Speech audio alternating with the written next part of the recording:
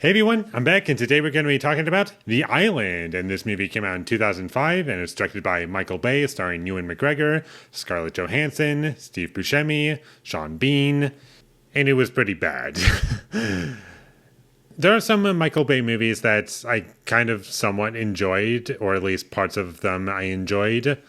Like, from memory, I remember enjoying the first Transformers movie, and I like Bad Boys 2. The first Bad Boys had some moments that I liked. Same thing with The Rock. There was like some hope that this could have been something interesting for me personally, even if I was kind of expecting like just dumb, stupid nonsense that made no sense. And that's what I got from it, but I was hoping that at the very least it would be entertaining in that sense, but the only time this movie is entertaining is when we get to the third act, because that's where it goes all out in terms of like cheesy, dumb nonsense that makes no sense. That was pretty fun to watch. The rest of it was a giant snooze fest and just incredibly frustrating. And I was just thinking to myself, how do these things work? And I couldn't put any logic into this universe in which this movie is taking place. And there's just so many questions that I have that the movie just doesn't answer. I feel as though, at the same time, the questions that this movie does answer just lead to more questions that I have. The characters in this movie were pretty annoying. I didn't like anyone in this movie. The performances, they weren't the worst things ever. I didn't think Ewan McGregor did a bad job, but it's not like one of his best performances. Same with Scarlett Johansson, not one of her best performances. Steve Buscemi, he was fine in it. Like, I just don't really have much to say about him. Mostly because he wasn't in the movie all too much. And this movie just kept reminding me of other movies, like The Matrix, Minority Report, and AI Artificial Intelligence. Like, it kind of felt like a mix between all three of those movies. It just feels like a worse version of all three of those movies. It's not engaging. The action isn't good. It's not well shot. There's no story to latch on to. The journey in which these characters go on isn't interesting because they don't really develop it all that well. And I also felt as though this movie was too long for what it is. It's over 2 hours long for absolutely no reason. The movie doesn't do anything with that runtime, or at least nothing interesting. Pretty much the entire movie.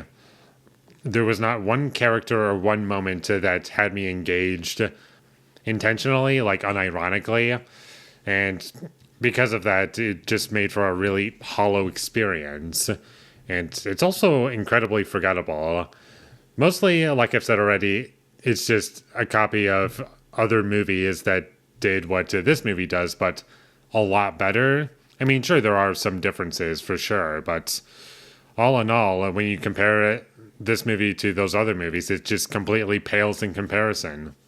And everything felt incredibly cartoonish to the point where I found it distracting. And I should also mention that in terms of humor, because Michael Bay movies do have humor that I don't really like, surprisingly enough, that wasn't really in this movie. It was in the movie for like a couple scenes, and it's sprinkled in there a little bit, but most of it is played pretty straight. So I guess that's something. Like, I wasn't really cringing at unfunny jokes. In the first act of the movie, it kind of reminded me of The Lobster from 2016. I know that movie came out after this, but I was thinking to myself, wow. That movie has a very similar structure, but completely different approach. And in retrospect, I can probably say The Lobster is what I wanted this movie to be. Just 100% better in every way, really. The action scenes I thought were bad. It was just a bunch of shaky cam nonsense, and I couldn't make out what was going on. And there's a ton of things that I could just talk about and make an hour-long discussion about this movie. But unfortunately, that would require me to spoil the movie, and I like to keep my videos spoiler-free, for the most part. I think I've only spoiled movies like a few times, and that would be for movies that I just absolutely hate or just had more to talk about. And this is a movie that I can see myself doing that, but I don't really feel as though I need to. Mostly because I'm probably going to forget about this movie within the next couple of hours. Like, I literally saw this movie like 10 hours ago, and I can barely remember anything about it. Like, there's nothing about this movie that's just sticking with me. It's slowly fading away.